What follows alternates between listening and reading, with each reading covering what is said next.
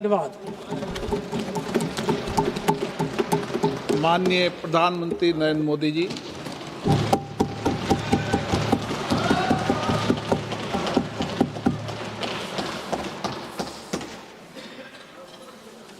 आदरणीय अध्यक्ष जी,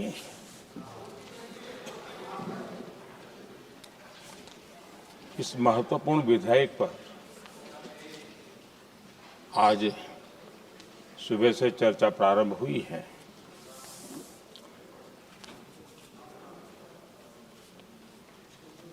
काफी साथी यहां से भी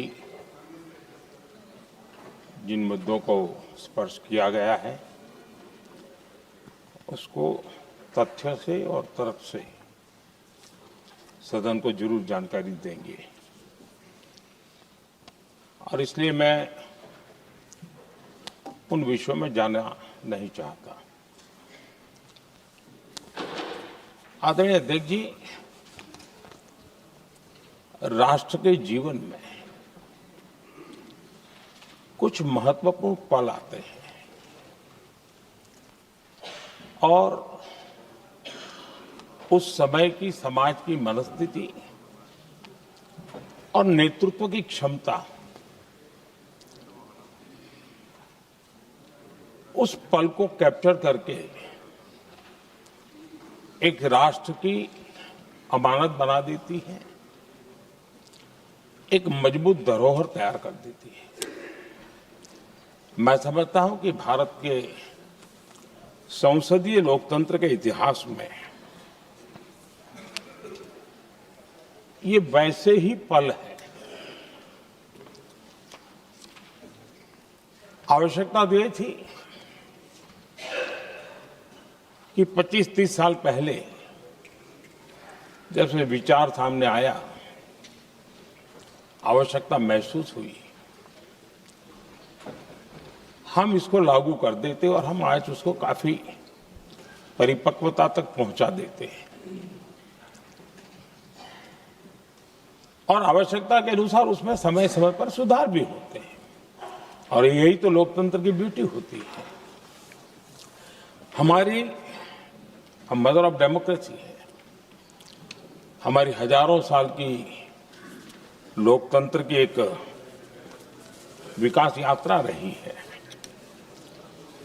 और उस विकास यात्रा में एक नया आयाम जोड़ने का एक शुभ अवसर सदन के हम सभी साथियों को मिला है और मैंने प्रारंभ में कहा है कि हम सब भाग्यवान हैं कि हमें ऐसे महत्वपूर्ण और देश की आधी आबादी को इस राष्ट्र निर्माण की नीति निर्धारण प्रक्रिया में हिस्सेदार बनाने का सौभाग्य मिल रहा है।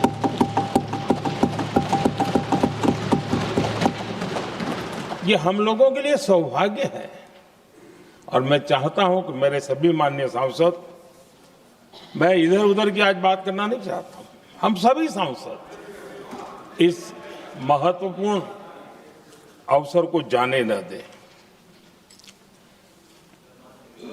हम भारतीय सब मिल करके देश को नई दिशा देने जा रहे हैं। हमारी शासन व्यवस्था को संवेदनशीलता से भरने का एक सार्थक प्रयास करने के लिए जा रहे हैं और मुझे विश्वास है कि इस मंथन से जो अमृत निकलेगा वो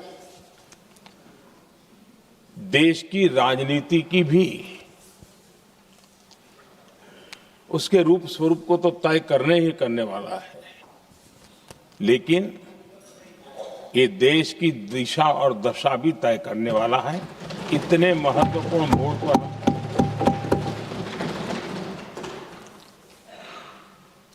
आदरणीय अध्यक्ष जी, 21वीं सदी में भारत एक नए आत्मविश्वास के साथ आगे बढ़ रहा है।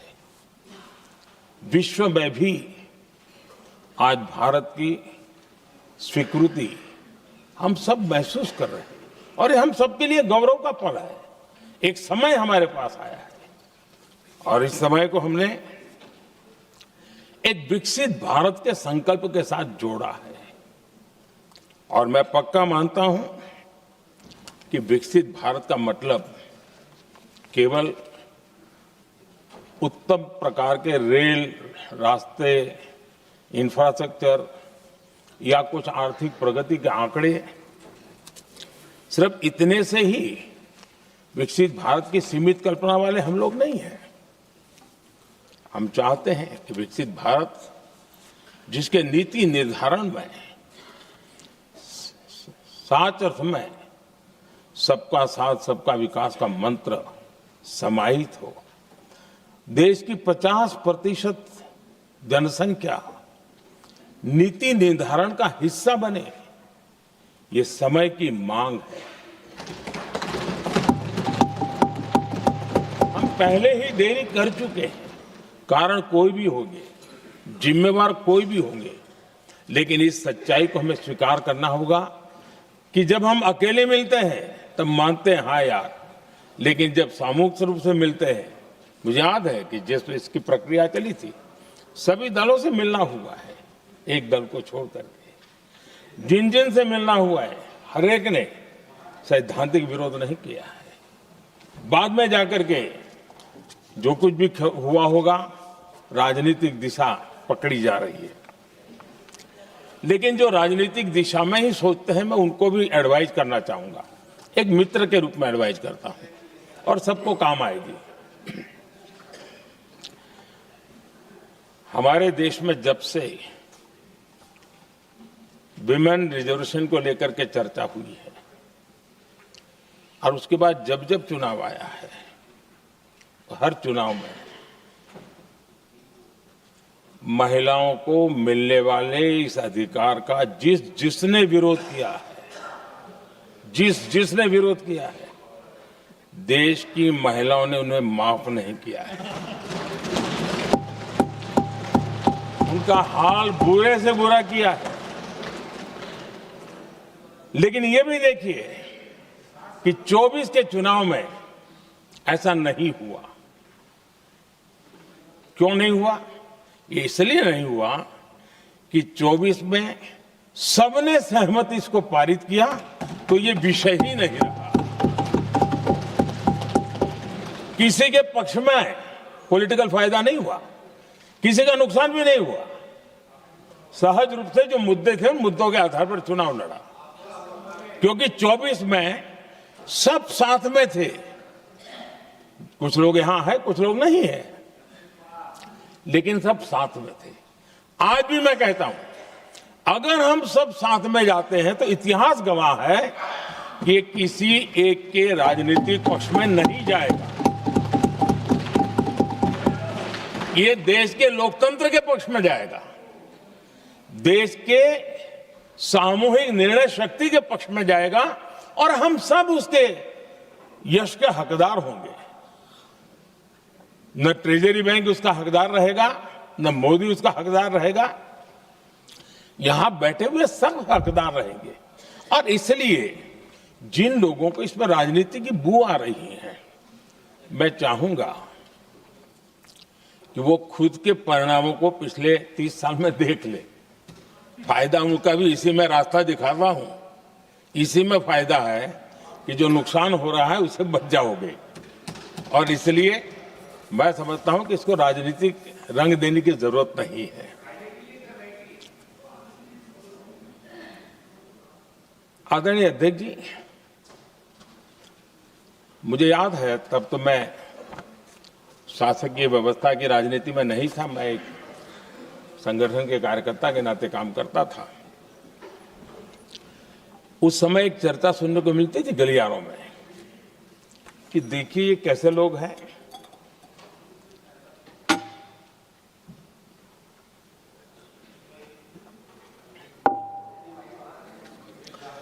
पंचायतों में आरक्षण देना है तो बहुत आराम से दे देते हैं, लेकिन आप कह रहे हैं तो कह रहे हैं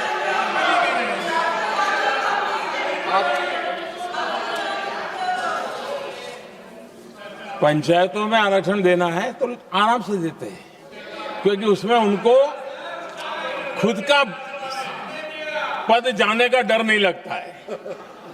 उसको लगता है हम सुरक्षित यार वहां दे दो। ये उस समय गलियारों में बहुत चर्चा थी कि बोले कभी नहीं करेंगे यहां बैठे हुए। क्यों? क्योंकि उनका कुछ जाएगा, और इसलिए और बगे पंचायत का हो जाता है, 50% तक पहुंच गए। मैं राजनीतिक दृष्टि से और भी एक बात समझाना चाहता हूं साथियों। आज से 25 साल 30 साल पहले जिसने भी विरोध किया तो विरोध राजनीतिक सतह से नीचे नहीं गया था। आज ऐसा समझने की गलती मत करना। पिछले 25-30 साल में ग्रास रूट लेवल पे पंचायती चुनाव व्यवस्थाओं में जीत करके आई हुई बहनों में एक पॉलिटिकल कॉन्शियसनेस है। वे ओपिनियन मेकर हैं ग्रास रूट लेवल पे। 30 साल पहले वो शांत रहती थी, बोलती नहीं थी, समझती थी, बोलती नहीं थी। आज वो वोकल है, और इसलिए अब जो भी पक्ष विपक्ष होगा, वो जो लाखों बहनें कभी न कभी पंचायत में काम कर चुकी है, प्रतिनिधित्व कर चुकी है, जनता के सुख दुख की समस्याओं को गहराई से देखा है, वो आंदोलित है। वो कहती हैं कि झाड़ू कचरा वाले काम में तो हमें जोड़ देते हो, वो तो परिवार में भी पहले होता था। अब हमें निर्णय प्रक्रिया में जोड़ो, और निर्णय प्रक्रियाएं विधानसभा में और पार्लियामेंट में होती है।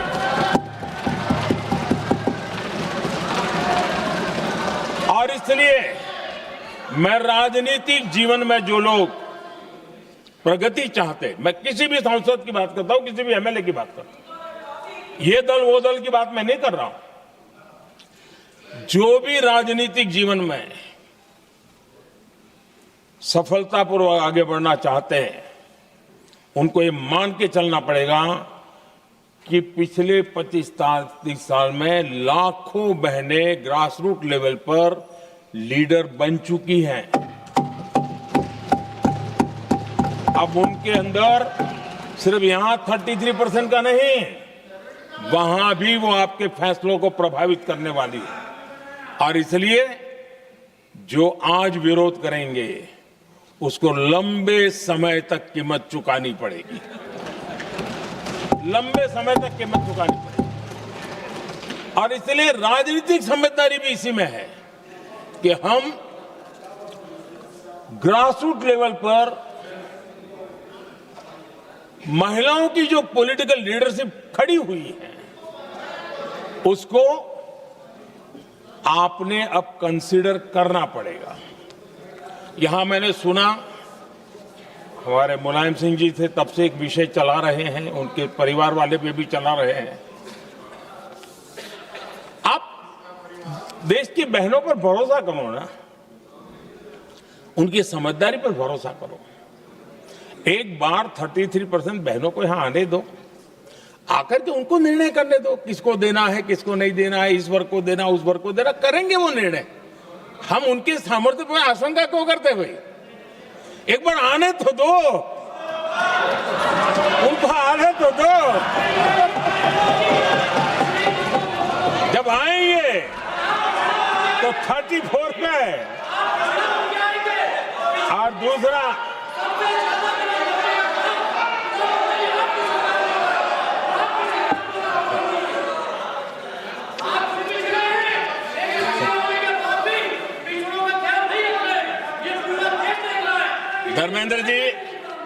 धर्मेंद्र जी, मैं आपका बहुत आभारी हूं कि आपने मेरी पहचान करा दी। ये बात सही है, मैं अति पिछड़े समाज से आता हूं।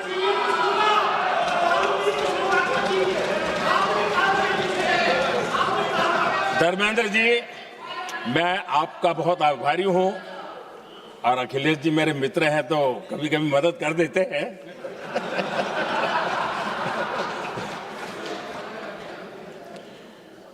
ये बात सही है कि मैं अति पिछड़े समाज से आता हूं, लेकिन मेरा दायित्व समाज के सबको साथ लेके चलने का है और यही मेरे संविधान ने मुझे यही रास्ता दिखाया है।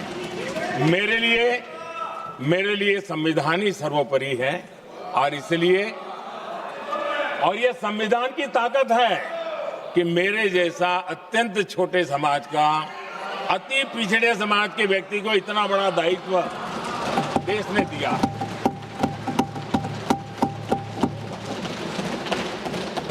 और इसलिए मैं तो देशवासियों का ऋणी हूं और मैं तो संविधान निर्माताओं का ऋणी हूं कि जिसके कारण आज मैं यहां हूं। लेकिन आदरणीय अध्यक्ष जी,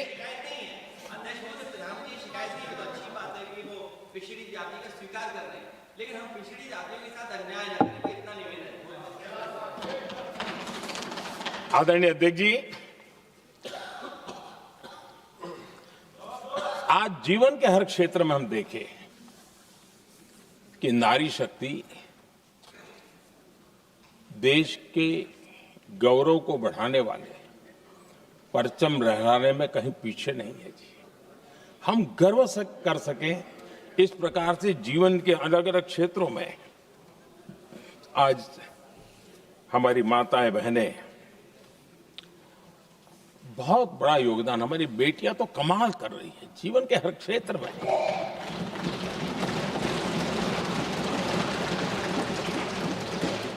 इतना बड़ा सामर्थ्य, उसको हम हिस्सेदारी से रोकने के लिए क्यों इतनी ताकत खपा रहे हैं जी? उनके जुड़ने से सामर्थ्य बढ़ने वाला है। और इसलिए मैं आज अपील करने आया हूं आपके पास कि इसको राजनीति के तराजू से मत तोलिए। ये राष्ट्रहित का निर्णय है।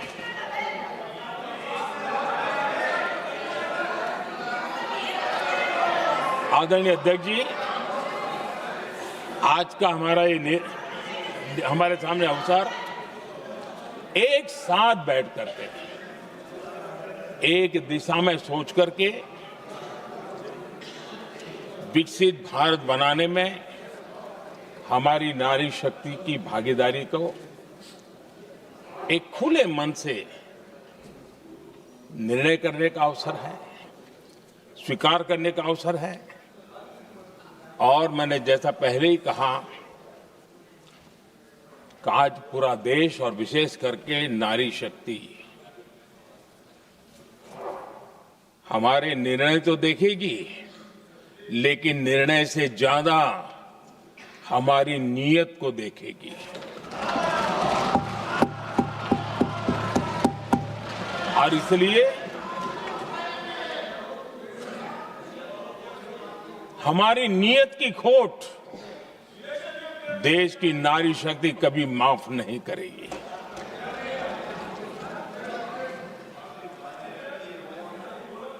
आदरणीय अध्यक्ष जी, 2023 में इस नए सदन में हमने सर्वसम्मति से एक प्रकार से इस अधिनियम को स्वीकार किया था। पूरे देश में खुशी का वातावरण बना, उस पर कोई राजनीतिक रंग नहीं लगे और इसलिए वो कभी राजनीतिक इश्यू भी नहीं बना। तो एक अच्छी स्थिति है। अब सवाल ये है कि हमें कितने समय तक इसको रोकना है। अब यहां जो लोग जनसंख्या वगैरह के विषय उठाते हैं, क्या आपको मालूम नहीं है? मैं चाहूंगा कि अमित भाई अपने भाषण में इन सारी चीजों का उल्लेख करेंगे, जब कि हमने जनगणना के संबंध में कब कब क्या क्या किया था, बाद में कोविड आया, उसके कारण क्या मुसीबत आई, कैसे रुकावटें आई, ये सारी बातें हम सबके सामने हैं, इसमें कोई विषय नहीं है। लेकिन पिछले दिनों जब हम 23 में चर्चा कर रहे थे, तब भी व्यापक रूप से बात ये थी कि इसको जल्दी करो। हर कोई कह रहा था जल्दी करो। अब 24 में संभव नहीं था क्योंकि इतने कम समय में करना मुश्किल था। अब 29 में हमारे पास अवसर है। अगर हम 29 में भी नहीं करते तो ये स्थिति क्या बनेगी हम कल्पना कर सकते हैं। फिर हम देश की माताओं बहनों को ये विश्वास नहीं बना पाएंगे कि हम सचमुच में प्रयास सच्चे अर्थ कर सकते थे। और इसलिए समय की मांग है कि अब हम ज्यादा विलंब न करें। इस दरमियान राजनीतिक दल के लोगों से, संविधान के जानकार लोगों से, जो महिलाओं में एक्टिविस्ट के नाते काम करने वाले ऐसे लोगों से भी कई चर्चाएं हुई। कुछ लोगों ने खुद होकर के भी सुझाव दिए। सारा मंथन करते करते करते, और यहां भी सभी दलों से लगातार बातें इनकी होती रही है।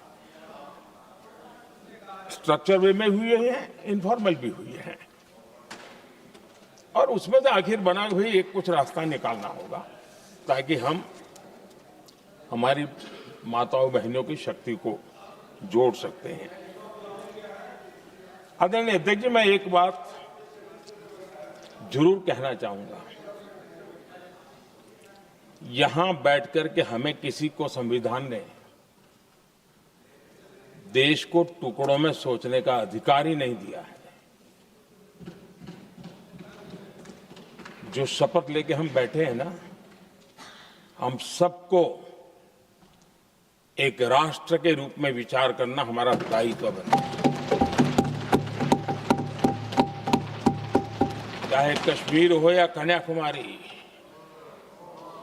हम टुकड़ों में न सोच सकते हैं, न टुकड़ों में हम निर्णय कर सकते हैं। और इसलिए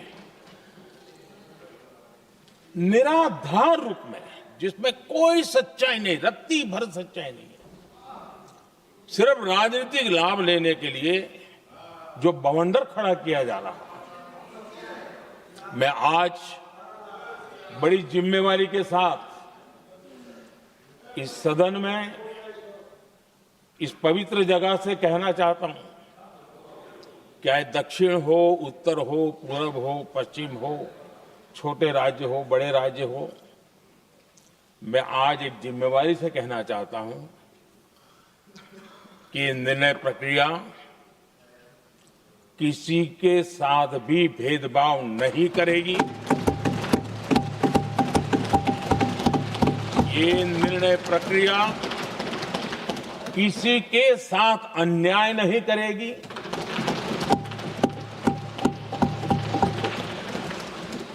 भूतकाल में जो सरकारें रही और जिनके कालखंड में जो परिसीमन हुआ और जो अनुपात उस समय से चला आ रहा है, उस अनुपात में भी कोई बदलाव नहीं होगा और वृद्धि भी उसी अनुपात में होगी।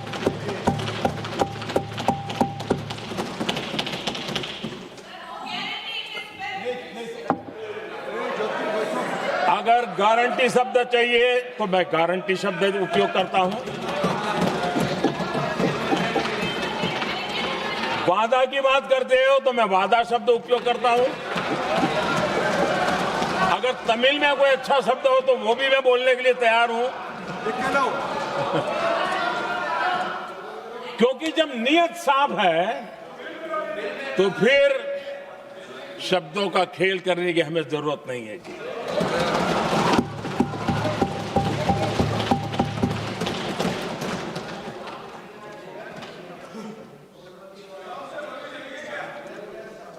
आदरणीय अध्यक्ष जी, मैं आज सदन के सभी साथियों को ये भी कहना चाहता हूं कि साथियों, हम भ्रम में न रहे।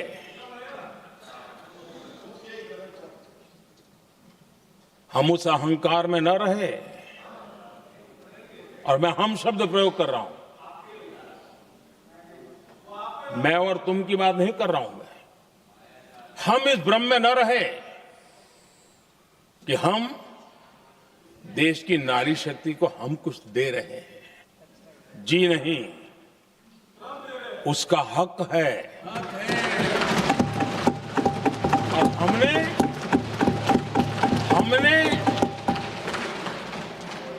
कई दशकों से उसको रोका हुआ है। आज उसका प्रायश्चित करके हमें उस पाप में से मुक्ति पाने का यह अवसर है।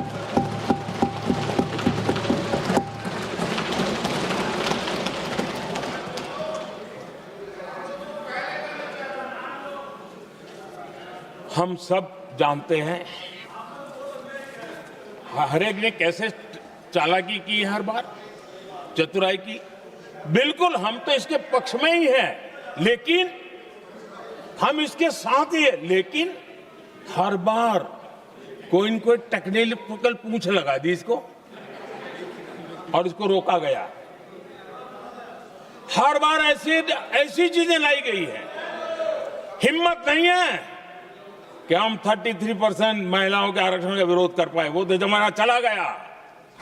आपको करना नहीं है, लेकिन कहने की हिम्मत भी नहीं है, और इसलिए टेक्निकल बहानेबाजी, ये करो तो ये, वो करो तो वो, डिगरा करो। अब देश की नारी को नहीं समझा पाओगे। सदन में नंबर का खेल क्या होता है वो तो समय तय करेगा, लेकिन ये पक्का है कि अब इन भांति भांति के बहानेबाजी, भांति भांति टेक्निकल मुद्दों के आधार पर चीजों को उलझा करके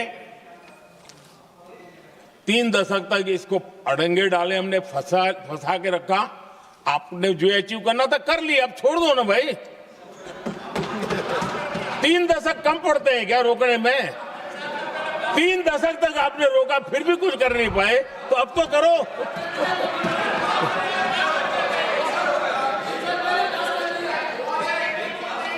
आदरणीय अध्यक्ष जी,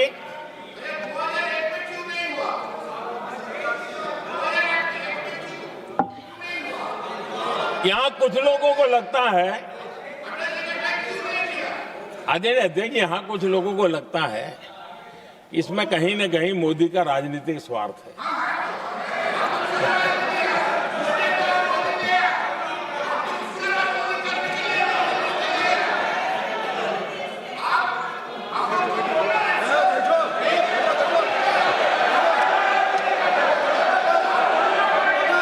अरे भाई, इनको बोलने दीजिए, वहां पर बेचारे को मुंह पे ताला लगा हुआ है, बहुत बगल में कोई बोलने नहीं देता उसको।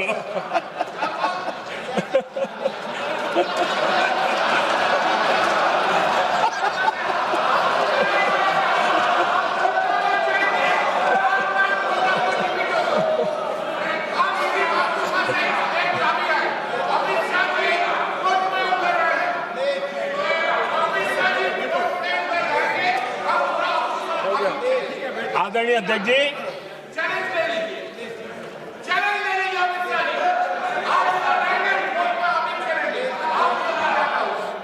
आदरणीय अध्यक्ष जी, देखिए, इसका अगर विरोध करेंगे तो स्वाभाविक है कि राजनीतिक लाभ मुझे होगा, लेकिन साथ चलेंगे तो किसी को भी नहीं होगा, ये लिख के रखो। किसी को नहीं रहेगा, क्योंकि एक फिर अलग पहलू हो जाता है, फिर किसी को फायदा नहीं होता। और इसलिए हमें क्रेडिट नहीं चाहिए। जैसे ये पारित हो जाए, मैं कल एडवर्टाइजमेंट दे करके सबका धन्यवाद करने के लिए तैयार हूं, सबकी फोटो छपवाने के लिए तैयार हूं। क्रेडिट आप ले लो, चलो। क्रेडिट की चिंता है क्या है जी, ले लो ना क्रेडिट। आपको जिसकी फोटो छपवानी है सरकारी खर्चे से हम करवा देंगे।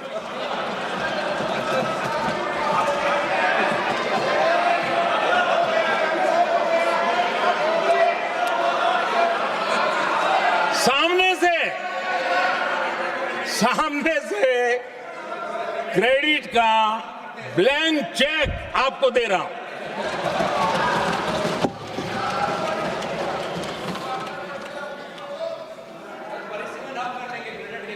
आदरणीय अध्यक्ष जी, हमारी संसदीय लोकतंत्र में महिलाओं की भागीदारी ये सिर्फ आंकड़ों का खेल या एक लोकतांत्रिक व्यवस्था में सुधार इतना सीमित नहीं है। लोकतंत्र की जननी के रूप में, मदर ऑफ डेमोक्रेसी के रूप में ये निर्णय भारत का कमिटमेंट है ये सांस्कृतिक कमिटमेंट है।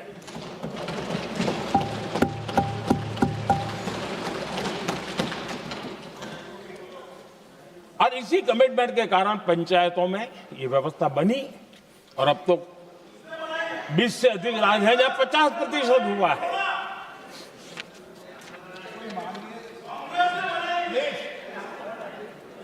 और हमने अनुभव किया है, मुझे लंबे अरसे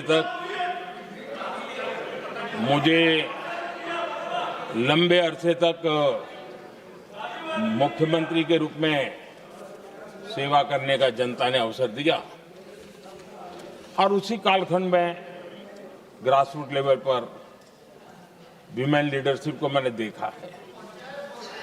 मेरा अनुभव है कि संवेदनशीलता के साथ समस्याओं के समाधान में उनका कमिटमेंट बहुत ही परिणामकारी रहते थे, विकास की यात्रा को गति देने में रहते थे।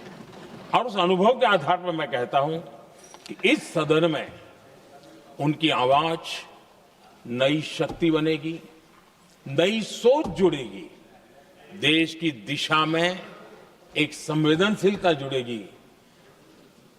तथ्य और तर्क के आधारों पर अनुभव जब जुड़ता है तब मैं समझता हूं उसका सामर्थ्य अनेक गुना बढ़ जाता है और सदन कितना समृद्ध हो।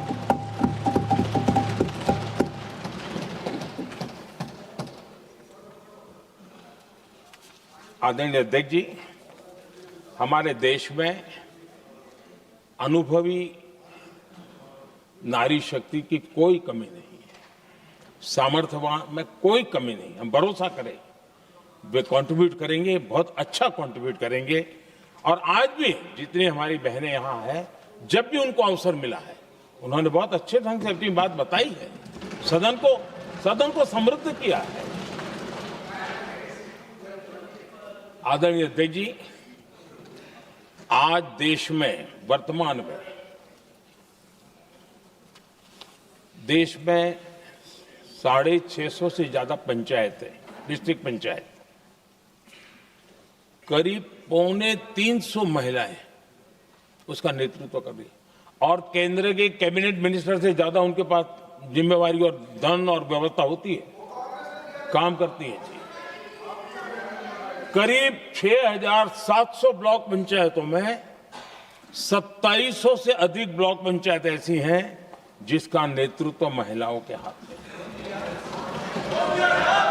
आज देश में 900 से अधिक शहरों में अर्बन लोकल बॉडीज की हेड के रूप में मेयर्स हो या स्टैंडिंग कमेटी का काम देखने वाली बहनें हैं, उनकी ताकत है।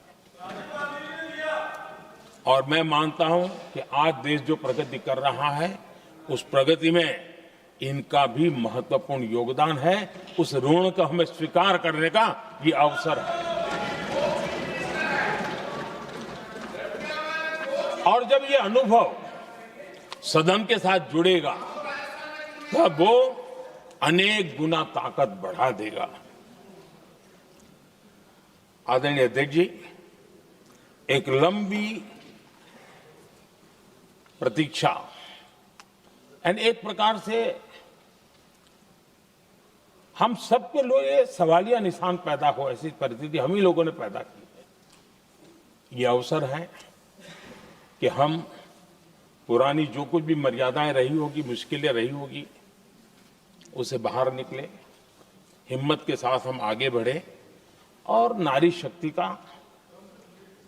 राष्ट्र के विकास में उनकी सहभागिता को हम सुनिश्चित करें। और मैं पक्का मानता हूं कि अगर आज हम मिलकर के निर्णय करते हैं, और मैं तो आग्रह करूंगा कि हमें सर्वसम्मति से इसको आगे बढ़ाना चाहिए।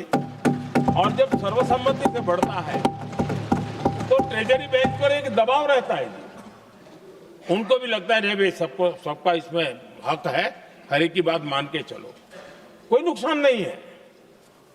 सामूहिक शक्ति से तो अनेक परिणाम हमें अच्छे मिलते हैं। आदरणीय अध्यक्ष जी, मैं ज्यादा समय न लेते हुए इतना ही कहूंगा कि इसको राजनीति के तराजू से न तोलें। हम जब भी कुछ निर्णय करने जा रहे हैं तो देश के इतने बड़े देश का आधा जिम्मा जो उठा रहे हैं उनका भी कोई हक बनता है यहां आने का, हमें रोकना नहीं चाहिए। और दूसरा, संख्या के संबंध